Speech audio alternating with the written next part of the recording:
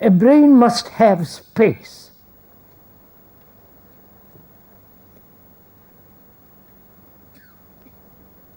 So what is space? Not only the space between here and there,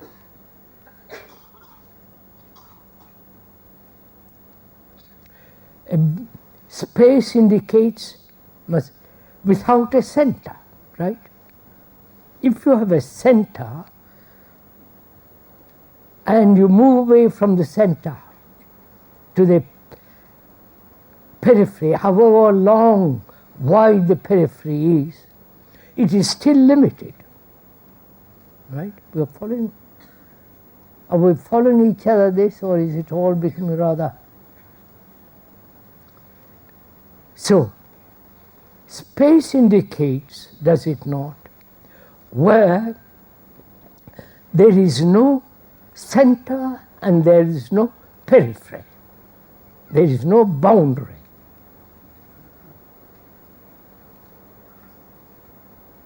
Have we such a brain that one doesn't belong to anything, attached to anything?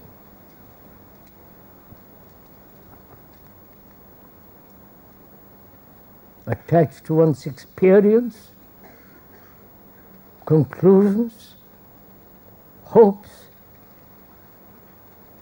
ideals, and so on, so that the brain is really completely free. Right? If it is burdened, you can't walk very far. It can't go very far.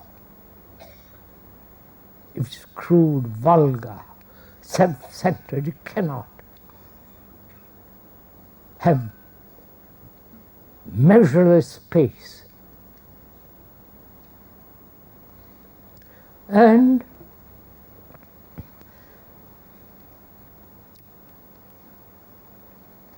space indicates,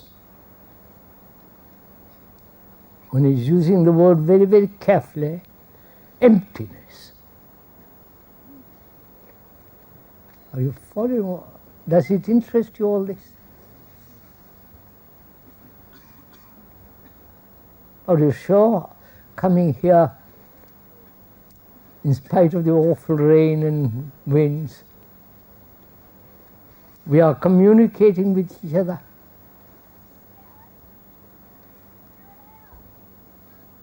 We're trying to find out, aren't we?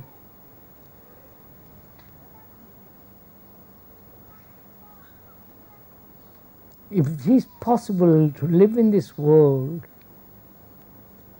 without any fear, without any conflict, with tremendous sense of compassion, which demands a great deal of intelligence. You cannot have compassion without intelligence. And that intelligence is not the activity of thought. One cannot be compassionate if one is attached to a particular ideology, to a particular narrow tribalism, or to any religious concepts that limits. And compassion can only come or be there when there is the ending of sorrow, which is the ending of self-centered movement. Right? So space indicates emptiness, nothingness. And that space, because there is not a thing put by thought, That space has tremendous energy. This is what the scientists too are saying. Only it is their conclusion. It's not the actual living of the scientist. Because the scientist, like everybody else, every other human being, is grade A, out for himself, or he represents a government, or he's ambitious and so on. He's just like anybody else, but he's got an extraordinary capacity for accumulating knowledge in certain area.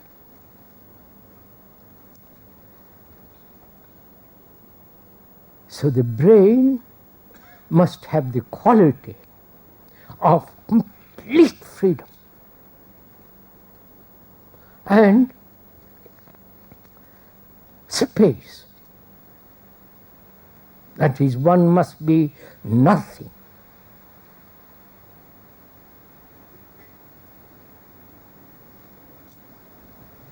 Whereas we are all something. Analysts, psychotherapists, doctors, that's all right. But when we are therapists, when we are biologists, technicians, that very identification limits the wholeness of the brain.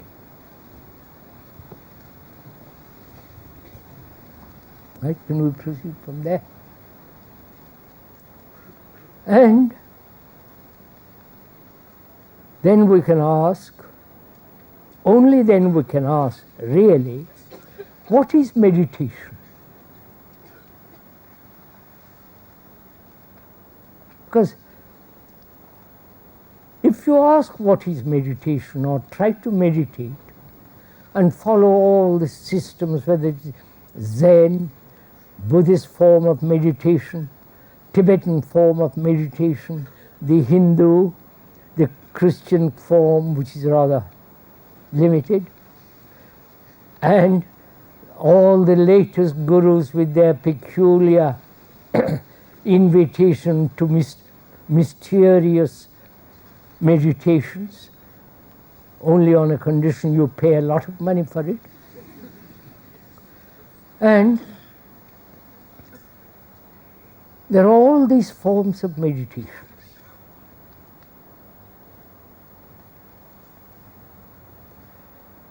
They are all based on making the brain, thought silent, making thought to be quiet, not rampant thought, right?